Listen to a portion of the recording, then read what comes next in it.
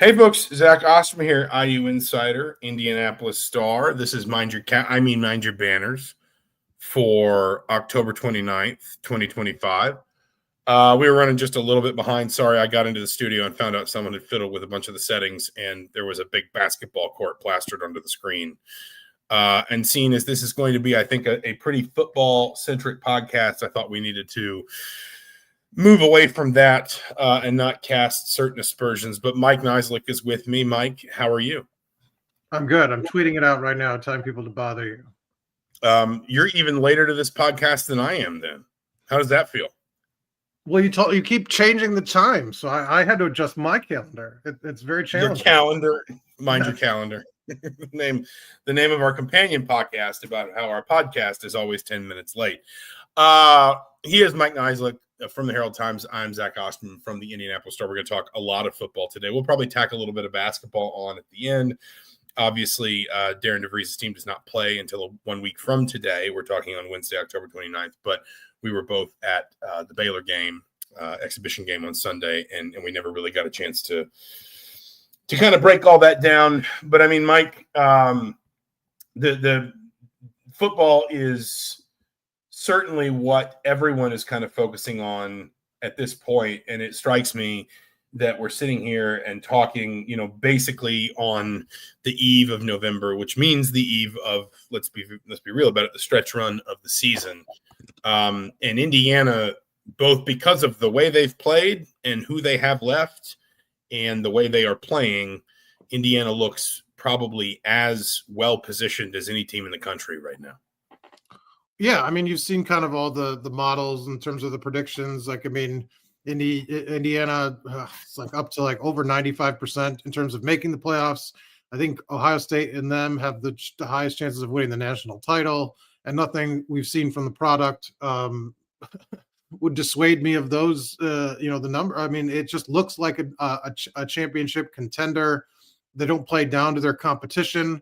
And the last 2 weeks, they've sort of rolled through,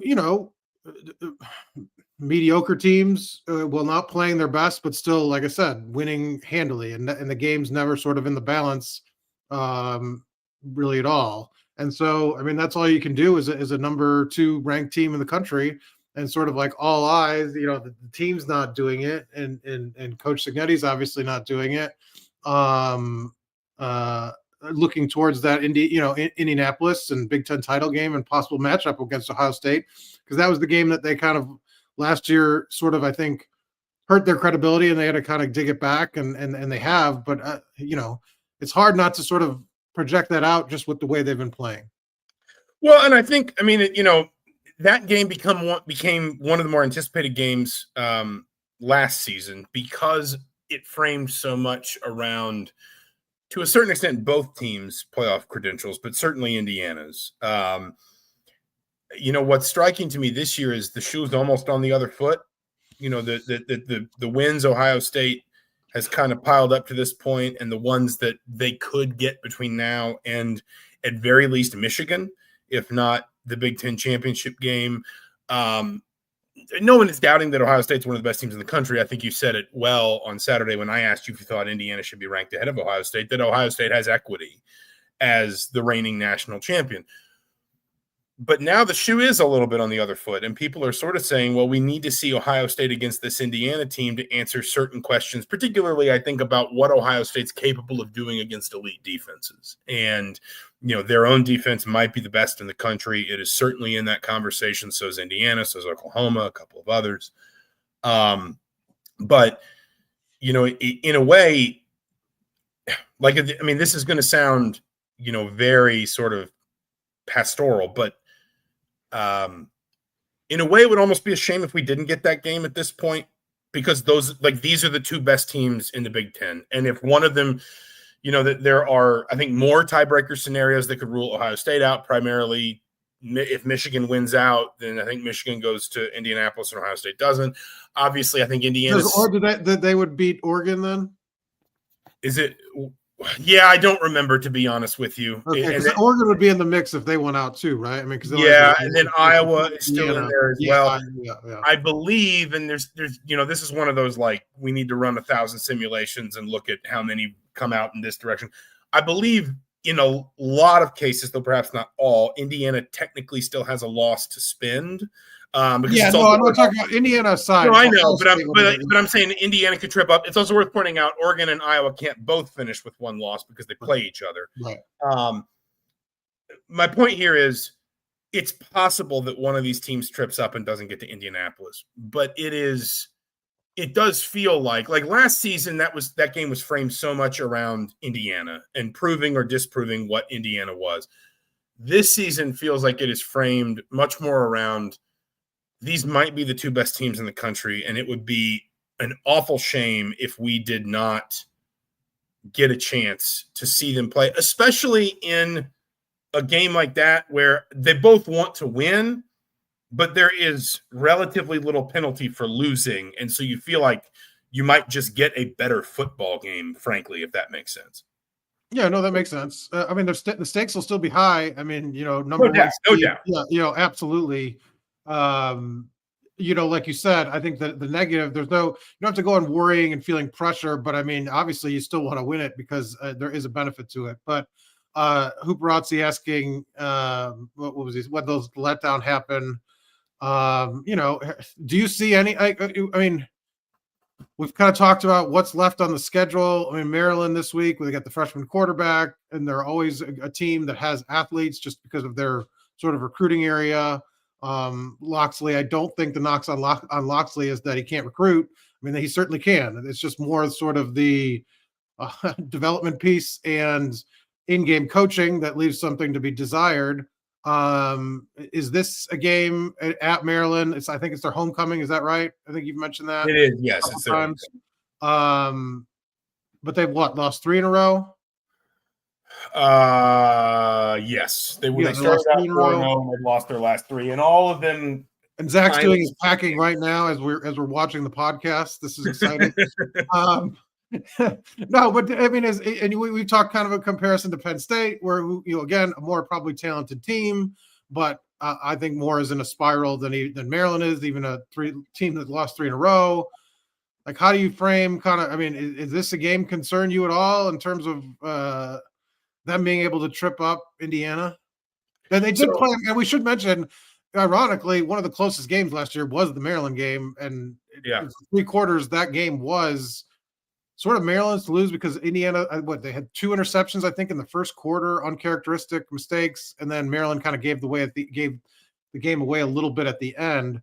What say you about this weekend's game? You'll be there.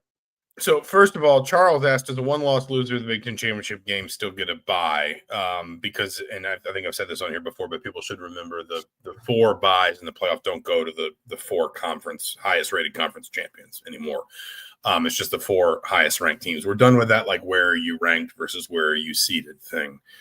The answer to that is, I think it depends on what happens elsewhere, but I think Miami losing probably helps, because the perception was maybe that an undefeated Miami was going to make it hard for a 1-loss Big Ten championship game loser to, stay in that top 4. But I think the path is wider now, let's put it that way. And it will depend, obviously, on what happens in the SEC too. Like, for example, I think right now the SEC championship game would be Texas A&M, Alabama. A&M's undefeated. Alabama's got 1 loss. Well, if Alabama wins that game, then we need to have the conversation. If A&M wins that game, then a 1-loss Big Ten team is probably ahead of a 2-loss Alabama team, assuming we're talking about 2 12-1 or a 12-1 Big Ten team versus an 11-2 Alabama team. And the other thing I would say too is, if we're in this scenario and it's 12-1 Indiana, they probably have a better case than 12-1 Ohio State, because I do think it'll do. I mean, the game itself will probably factor in. Like, if Indiana were to lay a complete egg, sure, like, they're not going to have a strong case over another 1-loss team because of recency bias as well. And I know I'm going to write about it next week for the kind of the debut of the rankings. Like I did like a mock selection down in Dallas and kind of saw some of the how this all works. They are loath to sort of punish teams for playing that extra game, but that will make a difference. It will factor in. And if you just sort of look awful and don't hang, like, when you're at that level, you're ranked in the top 4 teams, that's going to be an argument against you that's hard to get past if Alabama finishes with 1 loss, wins the SEC title game, and is coming. But what I'm saying is, if in this scenario, and like I'm not changing it. Forgive me, I already made the note for the chapter mark talking about Maryland, and now we're talking about playoff buys. So we're just going to keep on this tangent for a minute. Let's live in a world where the current championship games in the Big Ten and the SEC are what, like on December 6th. It's what it would be today, which is undefeated A&M against 1-loss Alabama and undefeated Ohio State against undefeated Indiana. If Alabama wins, then the conversation about where a 1-loss Big Ten team lands and whether maybe Texas Tech could jump them, although I think that's harder now, or whether maybe a 1-loss, or even, because there is still an undefeated team in the ACC, Georgia Tech, a no-loss ACC team could jump a 1-loss Big Ten team. But if, for example, A&M, which is undefeated right now, beats Alabama, and you have an undefeated A&M, 2 1-loss, or an undefeated A&M, an undefeated Big Ten team, a 1-loss Big Ten team, and a 2-loss SEC team, that's where I think it's like you would really have had to, like, as you say, lay an egg in Indianapolis for a 1-loss Big Ten team to fall below a 2-loss SEC team. And I think, too, the other piece of this is, and I said this a minute ago, if you look at the resumes, if we get to that point, Indiana is probably going to have a more compelling case as a 1-loss Big Ten championship game loser than Ohio State would in the same position, because Indiana State's wins are better. Indiana's wins are better. I'm sorry. Well, and I think they will also have, I'm looking at Texas A&M and Alabama. Their resume is far and away better than Texas A&M, like by a wide margin. Yes, Texas A&M did beat Notre Dame on the road. Their other road games are Arkansas and an LSU team that just fired their coach. They'll face Missouri this week, but a Missouri team without their starting quarterback. And then Texas, we'll see what that is at the end of the year. I mean, Alabama's resume is probably the much more imposing one of the two. Obviously, wins over Georgia, a Vanderbilt team that's ranked now 11th after losing to them. Win over Tennessee. They also still play Oklahoma. So, Alabama's probably got the better resume of the two SEC teams. So that'll be kind of interesting to see, like you said, what happens if those two teams meet. If Texas A&M were to lose and they're the 1-loss team, I don't see how they would be able to jump. There'd probably be a conversation about Alabama at 1 loss, but again, if they win the SEC title game, they'd be in, so it wouldn't matter. Really quickly, I did change it up because we've gotten a lot of playoff questions here. IU and VA says chatter is picking up over a 2014 playoff. Have you heard anything behind the scenes? It is fair to say things have stalled a bit. The Big Ten's really not budging on its automatic qualifier position. I think the SEC is not really there, although I think there are some in the SEC, namely the coaches, that wouldn't mind the automatic qualifiers. The smaller conferences within the Power Four are obviously incredibly resistant to that. Was there a hard deadline for what the next year had? Because, I mean, they're approaching December 1. I'll double check that, but I'm almost certain it's December 1. I'll double check it in a minute. If nothing is decided, then we will just stick with a 20 or a 12-team playoff through 2026 at least. And I think things get more confusing, but then I can't remember if the qualifier that the Big Ten and the SEC have to sign off on any playoff expansion expires after this year or maybe after next year. I can't remember. But for this year, or for this year's expansion of next season's playoff, I'll double check. I'm almost certain the deadline is December 1. It's just approaching, so there's not a lot of runway to sort of. And there aren't this is not the time of year when you can get a lot of the stakeholders in the same room together. Now, if there was some kind of movement, if ESPN called and said we've got an extra $1 billion like, let's get everybody on a Zoom call. Obviously, sure, that might change things, but this is not the time of year when you're normally going to get all these stakeholders in the room. And in fact, the last time that did happen, which I think was a conference commissioners meeting, if I'm not mistaken, up at Big Ten headquarters earlier this fall, things got to such an impasse that they announced essentially AD working groups. And my understanding is that there's almost a feeling that the commissioners have become so entrenched against one another that there's hope that the ADs, who tend to have more familiar and informal relationships with one another, better working relationships, can maybe try and dislodge something here, because there is, to IU and VA's point, there is some there are some influential voices that would like to see a 2014 playoff. I'm not going to lie, that seems large to me. I honestly actually really enjoy what we have gotten at 12. If you want to go to 16, I can get behind that to a certain extent, but I think 12 is, somebody here, IU Sports said 12 is great. Right now, it seems like 25 teams have playoff hopes. I think that's about the right number, right? Like I think that's a good number of teams that should have an opportunity to make the playoff at this time of year. I think if you keep expanding it, it becomes too inclusive and it waters down the overall product. But I would be shocked if it doesn't expand at some point. How it expands, what that looks like, I think that is still very much on the table and undecided. To your question about Maryland, and I think forgot that's what they're playing. You basically said, "What do you think of this game?" No, I was teasing. It was like 10 minutes ago. You're like, and now Maryland. It was. I mean, Kurt Cignetti came in with the same list of incredibly. Coaches used to do this on their coaches shows, right? Like Vince Dooley at Georgia would just be like, "Well, they have one of the finest punters that I've ever seen." The more they talk about special teams, the more that they don't find. Exactly. And there, I saw more than one Maryland fan clipping that part of his news conference and saying, "Oh God, what's he going to do to us this weekend?" But what I would say, that the things that do stand out, number one, Malik Washington looks the part. He's a freshman, and you don't want to overstate what he's done. But I think it's only 3 interceptions, 2 sacks. Like, he's not making a ton of freshman mistakes, at least to the naked eye. Maryland doesn't turn the ball over, and they don't allow sacks, which are both things that tend to be part of Indiana's winning formula.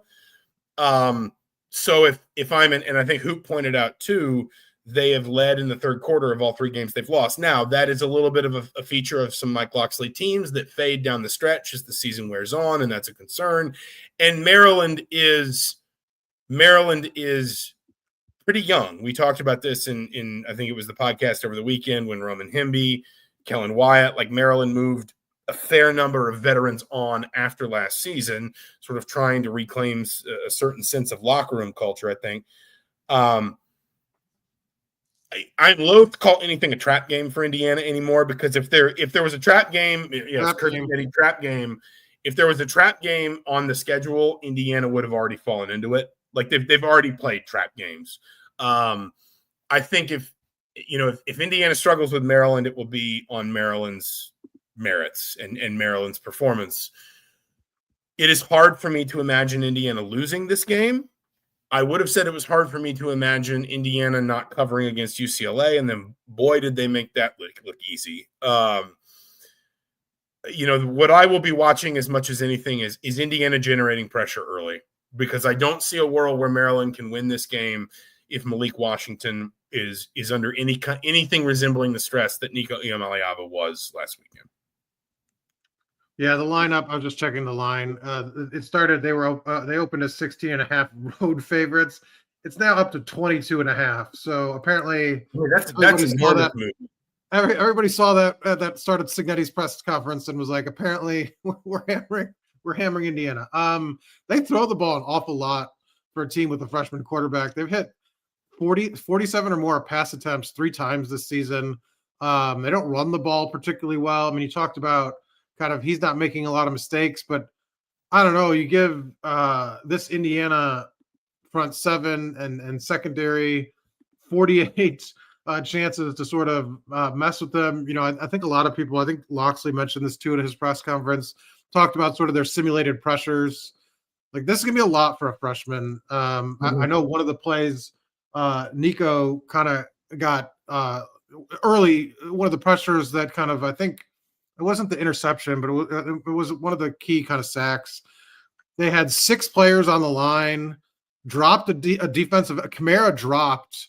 The linebackers both blitzed, and I mean, it's like for a young quarterback, those are going to be the things that I think why you don't have a lot of faith in Maryland pulling this out. What Brian Haynes is going to do, what the scheme that he brings, it's just so hard. You have to be so ready for those looks, and you don't know where the pressure is coming from. And a lot of times it's just 4, but you don't know which 4, and you don't know where they're coming from. And I think you've seen kind of younger quarterbacks get tripped up against it. And that's why I sort of like, yeah, maybe they have a hot start, or maybe he, can do a little damage. But if you extend the 48 pass attempts, that's an awful lot of times. It's mistakes. It's not like they're that explosive. Like if you're going to throw the ball that much, like there needs to be some productivity to it. Like they're 12th in long scrimmage plays in the Big Ten. They are 16th in third down conversion rate. If you look at like total offense, I think they average like right at 350 yards a game, which is by this point is not a great number because that means you started to wash out, those 2 or 3 games at the beginning of the year where you were hanging a crooked number on an overmatched opponent. Well, they haven't thrown for over 300 yards. I mean, even in those the Townsend, Northern Illinois, Florida Atlantic, most passing yards they had was like 276. So it wasn't like they were putting up a ton. Washington's best game was against Townsend. Obviously, that was the only game where he's only completed over 70% of his passes twice against them in Nebraska. To your point, I mean, Malik Washington is he's attempted the most passes in the Big Ten, 268. A lot, but he's only averaging 6.4 yards per attempt, and he's only got 11 touchdowns. Now he's only got 3 interceptions, and I think that's really important to note for a quarterback. And then you sort of juxtapose that next to how few sacks they're allowing and how well they're kind of protecting him. And I think Hoop points out his mobility is probably a piece of that as well. He's probably got a little bit more freedom to roam than some quarterbacks, but he's not completing 60% of his passes. He's only averaging 6.4 yards per attempt. And he's only got 11 touchdowns. And I know Mendoza is a Heisman contender, so it's kind of unfair to compare them. But on 65 fewer attempts, Fernando Mendoza is completing almost 73% of his passes. He's averaging more than 3 yards per attempt, and he has 24 touchdowns. To Malik, it wouldn't surprise me if I mean maybe this is too lofty, but if Washington matches his season total interceptions on Saturday, he has 3 interceptions on Saturday. He's also only run for 98 yards this season, and again, we talked about he's only been sacked like twice, 3 times, something like that. So it's not like he's run for a ton of yards that have gotten wiped away. Like he can be mobile, but like Maryland. I mean, there's a real extent to which, and I've watched a ton of Maryland the last few weeks. It certainly felt this way earlier in the season that there's like low risk, low reward in that offense. That there's, they are being. They're bringing a freshman along, right? Like, right. They're being understandably protective of their freshman quarterback, who they clearly want to sort of see himself as their future.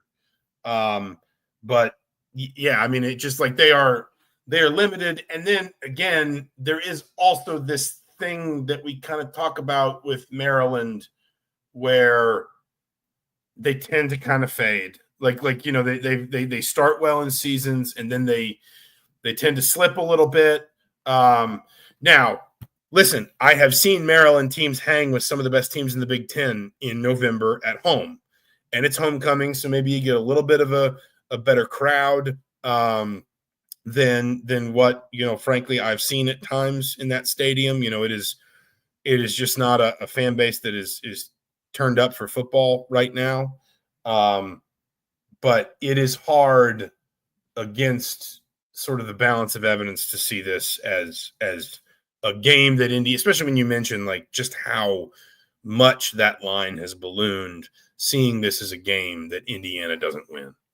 Well, I think we talked about this on like if you're going to so even if worst case scenario, this is a close game in the fourth quarter, who are you not literally betting on, but betting on to outcoach the opponent. Loxley has, I think, like they said, I think somebody said in the comments, they've been leading at 3 or like late in the third quarter of all those 3 losses and lost them all. Like he's not. I don't think Loxley is touting his record like Curt Cignetti does in one possession games or close games. And so, like, even if they just kind of it's a really slow start and this is a competitive game. I mean, you saw last year where Indiana pulled it away late. I just feel like, man, if this is a close game, still, this is if Indiana pulls it out. I just can't. It's hard to me imagine this, Sarah. And I know there's a lot of comments in the comments about Aiden Fisher. He was listed as probable, we should say, and people asking for how Isaiah Jones played. Really quickly, let me just drop this in, and then I want to shift to that. But to your point, because Curt Cignetti brought up what they're like outscoring opponents in the first 3 quarters or whatever. Yeah. The last 3 games, they have been outscored 44-7 in the fourth. He did not mention that about the fourth quarter. Yeah, no. I mean, like UCLA, I think scored the last 13 points of the game. Nebraska outscored them 10-0 in the fourth quarter, and Washington. 2 of these games, Nebraska and Washington were at home. Washington scored 21 points in the fourth quarter. They should have won that game. They had no business losing that game. Well, those are big yikes. That's bad. But in terms of Isaiah Jones, I think the bigger issue, I mean, no, I don't think there was a drop off, but the bigger thing was that they weren't like changing the way they called the defense. Like it was all the same complex calls. They're still blitzing him. They're still moving him around. And so like if Fisher goes out, you have confidence that he can handle the actual workload and the making the plays, but also the calls don't change. And I think that's kind of maybe the bigger thing where he's the green dot. He's communicating the calls that the coaches call in, and they're not changing the way they call the scheme because Fisher's out. And I know they put a lot of fish on Fisher's plate because he's so advanced. He has so much experience, but it feels like, and Isaiah Jones talked about this after the game, that, he tries to, he's got to learn the whole scheme. He's not focused on learning outside linebacker. He's focused on learning everything. And so, like, when you know all that, then you come into the game and there's no changes to how we can't call this sort of package or we can't do this. Maybe they're limited in what they can do out of the 4-3 because they don't necessarily have confidence in a third linebacker if Fisher's out.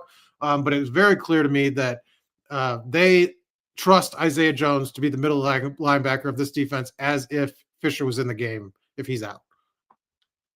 Somebody actually mentioned, and we don't have to spin this off, but I do think it also frames into it is part of the framing of this conversation too. Somebody said, just a minute ago, I threw up a comment that somebody said Curt Cignetti's got a big rebuild job to do in the portal, and obviously that's a conversation for after this season, of course. But like Isaiah Jones is one of these players that kind of gives you hope because I think one of the players that has felt least replaceable.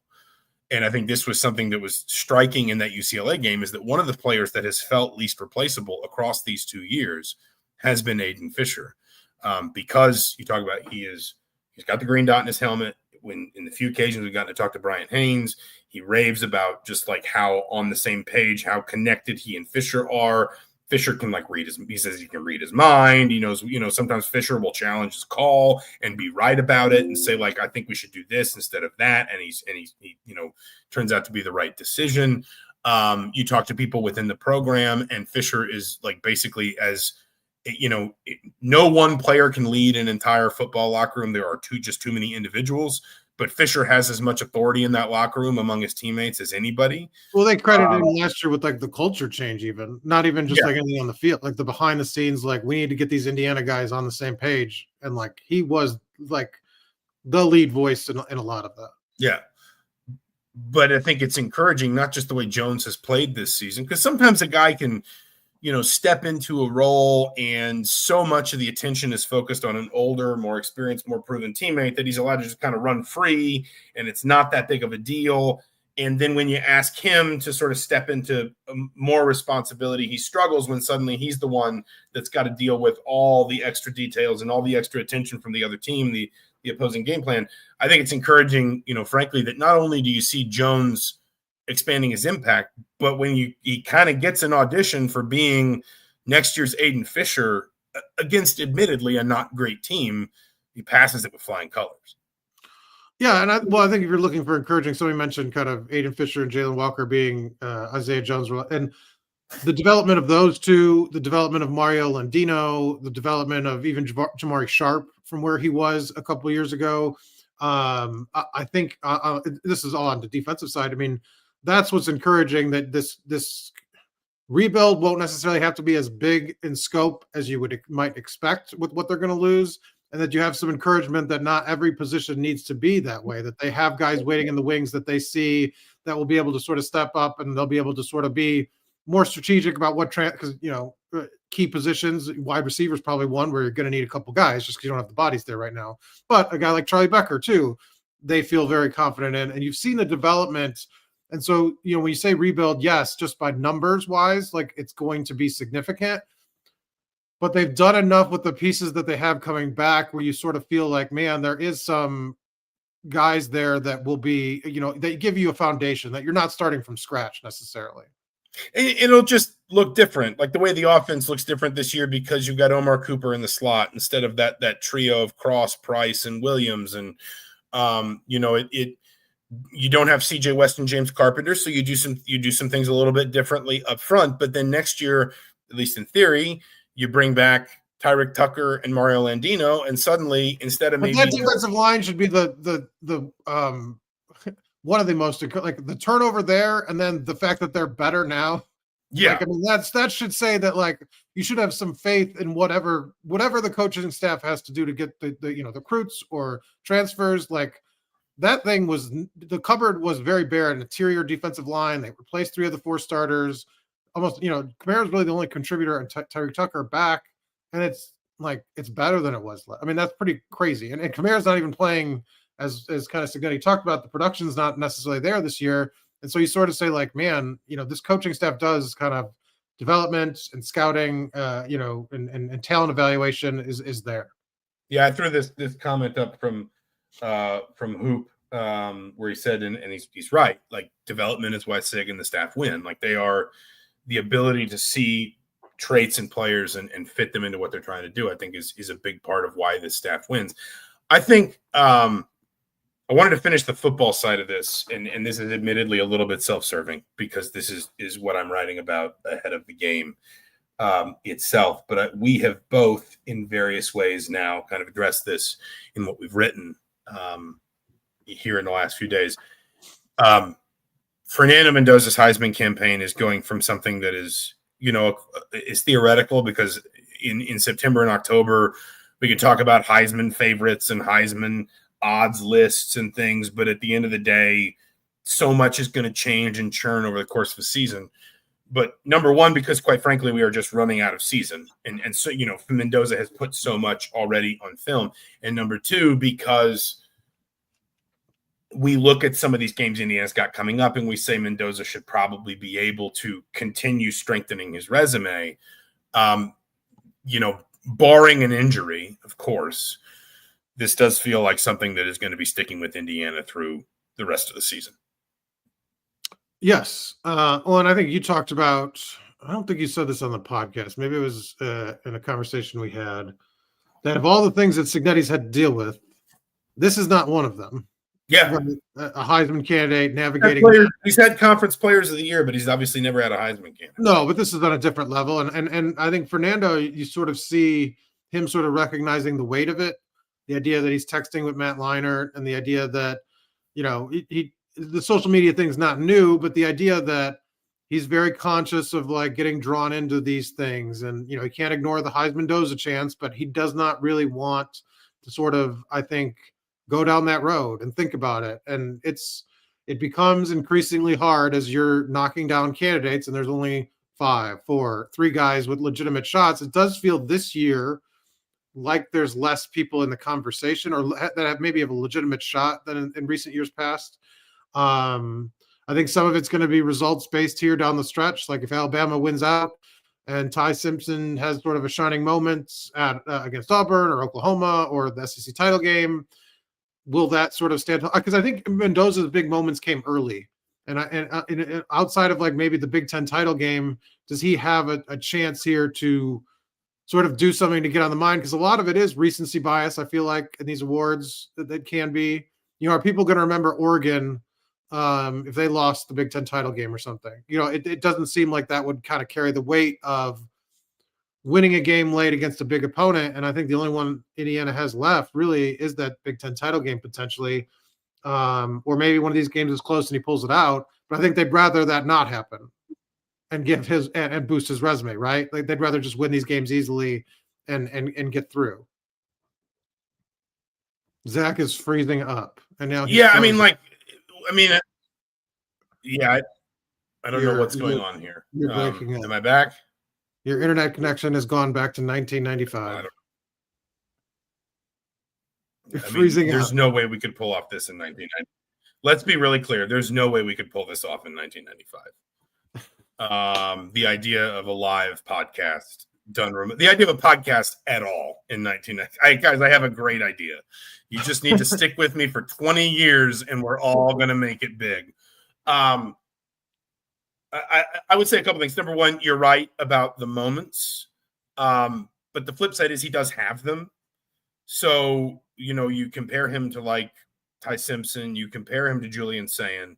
He does have those moments. I think what's important for him is to kind of to stuff his stats now and to get to the end of the season and be able to say, I had both the numbers and the consistency. Right now he's leading the nation in touchdown passes. If I'm correct in this, he is tied with our old friend Brendan Sorsby among quarterbacks for total touchdowns if you include touchdown passes.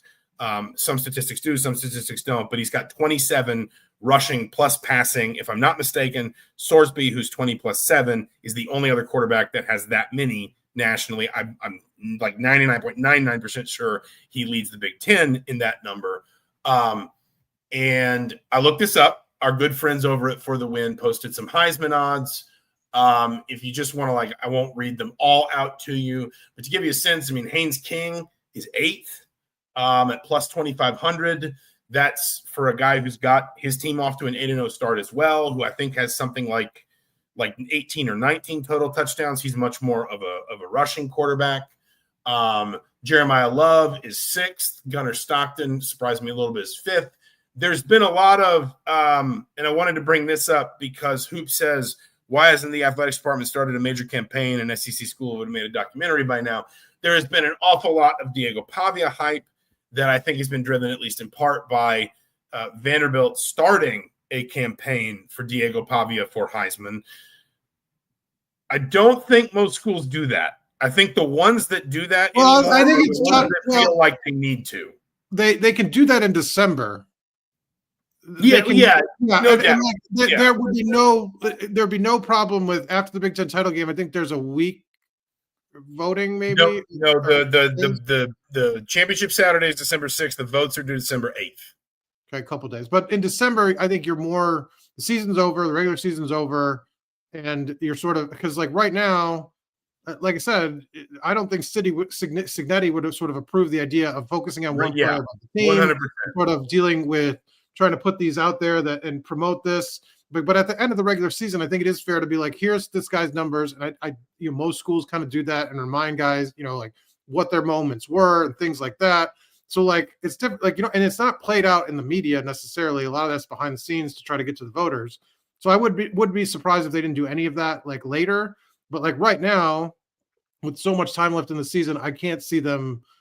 That would not go fly in sort of the focus that the Cignetti wants from his athletic department on down. And Hoop says beating Ohio State wins in the Heisman. I agree with that. Or at least I think that would factor heavily into the calculus. To finish off these odds, Marcel Reed is 3, Julian Sayin is 2, and Mendoza and Simpson at plus 325 apiece. I think this comes from BetMGM is what For the Win used. Mendoza and Simpson are at plus 300 and plus 325. So that's a very narrow gap. Now, here's the thing: Ty Simpson's got tougher defenses left. That's where I come back to the idea you mentioned. Does Mendoza? Do people forget that Mendoza had these moments like the game-winning touchdown pass at Iowa, the game-winning drive at Oregon? The flip side is, like Auburn has all kinds of problems offensively, but their defense is outstanding. I think you mentioned, correct me if I'm wrong, Alabama also still plays Oklahoma, which might be pound for pound the best defense in the country. You don't have, like, you can have great moments in those games that win you the Heisman. You can also have bad moments in those games that drop you behind somebody else. Whereas, again, at least on paper, that Penn State game, possible exception, Fernando Mendoza is looking at a lot of games here where he should be able to, kind of comfortably just keep pushing his numbers up. And then Indiana can say, hey, listen, in terms of moments, 5 touchdowns against 2 incompletions in prime time against what was then a top 10 Illinois team, the game-winning throw at Iowa, the game-winning drive at Oregon. He's got those.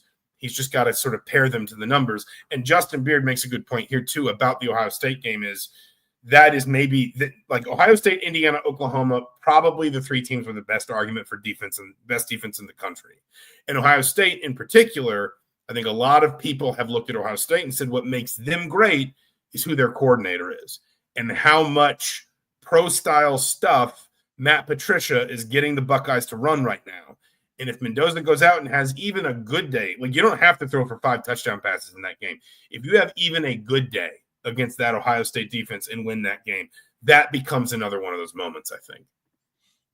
Yeah, it would. I mean, but it's a two-part thing, right? If he has a great day and they lose, I think he's automatically out. I just don't think that there's a way to. I think that, like the discussion about the bye, I think that depends on what happens elsewhere. Because now we're sitting here and saying, as long as there's another candidate that if they're neck and neck, you have to sort of close it out. I feel like as a team too. I do feel like that. Possibly, yeah. And that's what I wrote about. I don't know if it's live on Thursday or Friday, but that's what I wrote about ahead of the Maryland game is like the fortunes of Indiana's quarterback and Indiana's season are like just sort of inexorably intertwined now. That like a Heisman candidate playing like it leads to winning, and winning leads to the strengthening of a Heisman candidacy. Like you just can't, like we're at that point in the calendar where it's clear he's a candidate and you're not going to be able to separate what Indiana does from what Fernando Mendoza does, and also vice versa. To any other football business, I do want to talk a little bit about basketball because I don't know when you and I are going to get to do this next week because the opener is on Wednesday and then we're going to be off to separate parts unknown next weekend. So any other Converge. I don't think you remember. You are driving me home from Chicago. I hope you remember. I'm okay. That is an if. I'm just like, I need you to be able to get to Chicago from State College first. Why would? Well, I'm not flying from State College, so that's right. You're flying from Pittsburgh, so I'm okay. I think I'll be okay. But the airport made famous by a Jay Baruchel movie. So I hope you do remember that. any other business? I'm trying to forget it. By the way, that's right. So mean. No. Okay. All right. Well, you want to talk about the Halloween candy? His costume. I know you wrote an Enterprise piece about that. That you could an Enterprise piece, 200-word Enterprise piece about Kurt Cignetti basically just being like, I don't remember what I dressed up for Halloween. I just like Snickers bars. Which, by the way, my favorite part of that. Like, look, I understand not necessarily remembering a Halloween costume, but not knowing if it was Superman and Batman is very interesting to me because one requires a mask. Batman wears a mask. Superman does not wear a mask. They're very different costumes. It's just about the candy. Like Spider-Man and Batman would make more sense because you have a mask, but like Superman, it doesn't compute. It's just about the candy. You should have done an investigation. You should have found out what the costume was. All right, that's enough. That's enough from you. No, you asked if I had Kurt Cignetti's childhood Halloween costume. You and I are both courtside for IU Baylor. Indiana squeaks out an exhibition win. I think, we both kind of talked about this in different ways with what we wrote.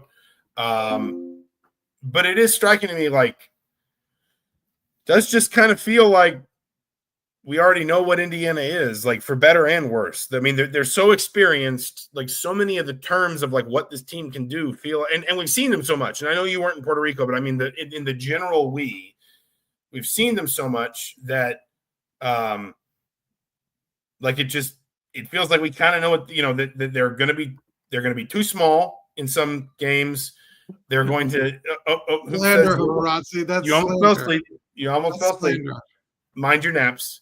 They're going to be too small against some opponents. Length and athleticism are going to bother them. They are also going to be a lot more experienced than most of the teams they play. They need to get healthy. They have a lot of different ways to score the ball. I know this team is obviously going to evolve as the season goes along, but it does feel like we have a better understanding than normal of like what this team is and what it's capable of, at least generally, than we would on October 29th in the average year. Yeah, I mean, with obviously an international trip and sort of with the focus on making this team not hidden sort of in the preseason, they had the open scrimmage, they did, all sorts of stuff. So you kind of got to see them a lot. I still think health is sort of an intriguing question. This team didn't have a ton of depth to begin with, and now they've got 4 guys out. We kind of anticipate them getting one of them back for the opener. But how long can they go with the short roster? I mean, they only played 7 really in the exhibition, and they looked tired at the end. I mean, they did look a little gassed in terms of, why Baylor was kind of able to get back into that game. And does that sort of add up? Because you can kind of wreck a season if you kind of, kill your guys in the non-conference, and they right now they just don't have the bodies to not try to do that, and that's really challenging.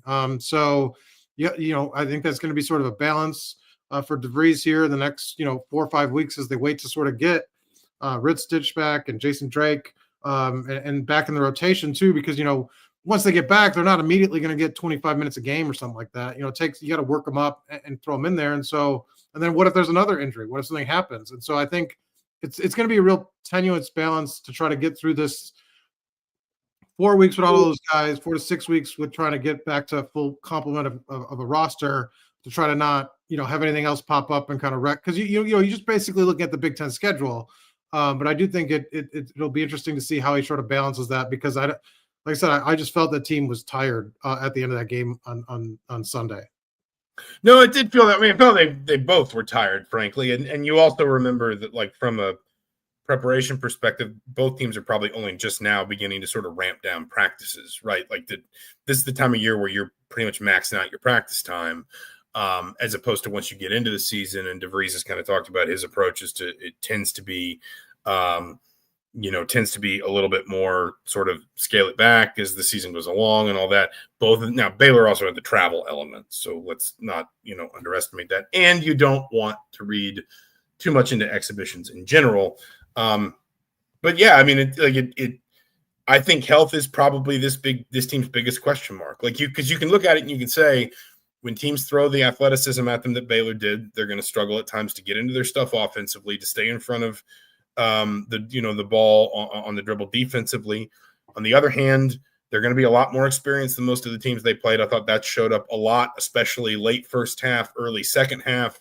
You could see Baylor making mistakes, like individual mistakes that Indiana just wasn't making, or mistakes that Indiana was capitalizing on, that Indiana was saying, honestly, the game-winning shot is kind of a great example. Tatum Connerway just does a little something in the open floor that gets his man on his heels. He buries him under the rim, and then instead of going up, he pump fakes, gets the guy in the air so he knows he can draw the foul, and then he goes up, and obviously he eventually finishes the layup and misses the free throw. But, that's a very veteran move. That's not something a freshman or a sophomore would do in that moment. Hoop says the defense, any off night on defense will be crippling. I mean, I would suggest that any off night on defense in college basketball in general will be crippling. I do think this team will get a little bit better defensively over the course of the season, but I don't think they can. I think they're a little bit better defensively than they were in Puerto Rico. They just can't mask some of their size issues. They can't. No, right. That's what I was going to say. There are going to be some things that they just can't compensate for, though. Like Darian DeVries talked a lot about post-game Sunday, because the rebounding gap was 44 to 25. He said, we know we're going to be smaller than teams. We have to be really intentional about how we rebound and how we hit bodies and all that stuff. And that's great.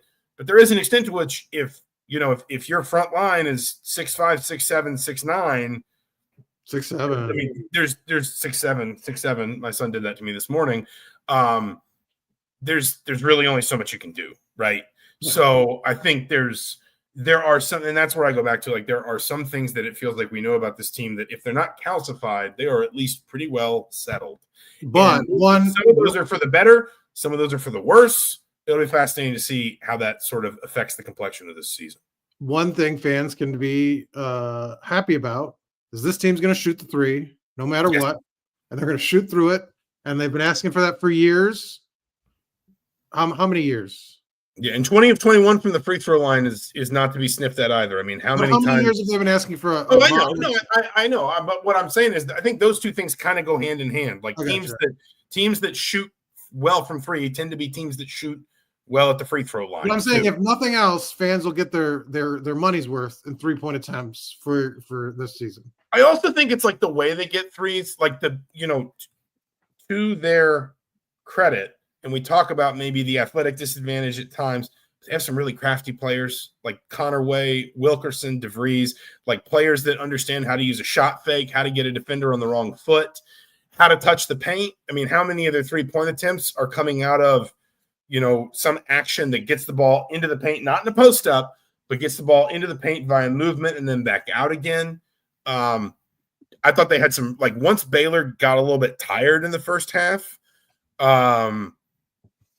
I thought Indiana had some really good moments offensively. Basically, just once Baylor tired out and had to back off its defensive pressure, Indiana had some really good moments offensively where the stuff that they were running was creating just some really, really easy looks. Well, it's funny. I'm working on, and this is behind tease, working on a big profile story of Darian DeVries. It's good. You need to read it. I've gotten a sneak peek. Preview, part one. There'll be multiple parts. Advanced I was doing some more interviews about it the other day, and somebody mentioned this and I noticed it at the game that there's not a better coach on inbound plays and who's going to steal more points. And he did that like 3 times against Baylor. Like, they got points just right off the inbounds. One was, I think it was alley-oop. That was really nice to Reed Bailey. But you see that coaching, and this is going to be a team that somebody's talking about the tournament.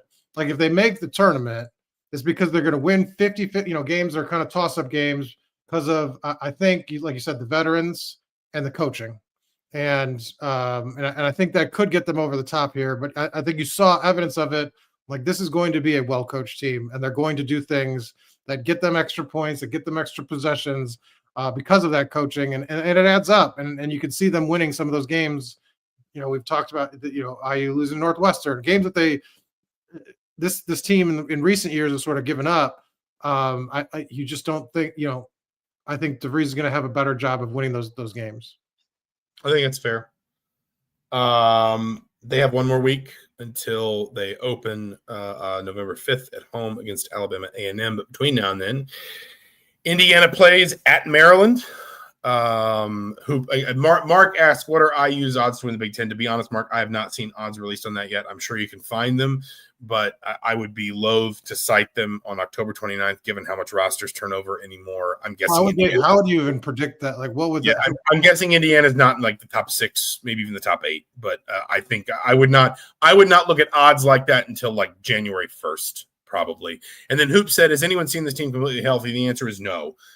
Because Jason Drake was not in Puerto Rico. Nick Dorn has not been healthy pretty much since he set foot on campus, I believe, because, pun unintended, of a foot injury that needed to be repaired and healed.